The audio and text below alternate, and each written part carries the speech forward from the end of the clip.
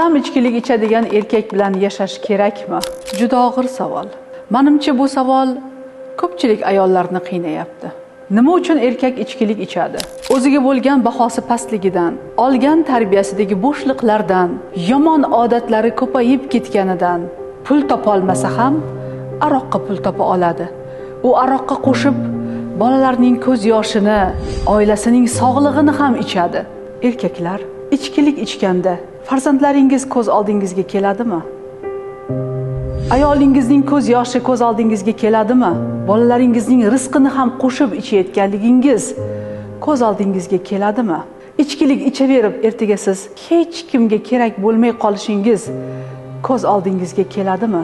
Sizdan chiqayotgan aroq hidi bilan go'zal, mo'tabar ayolingiz yashashga majburmi? O'ylab ko'ring. Ayollar, tanlov o'z qo'lingizda. Istasangiz yashang, agar va'da bersa. Istamasangiz farzandlaringiz uchun o'zingizni ehtiyot qiling.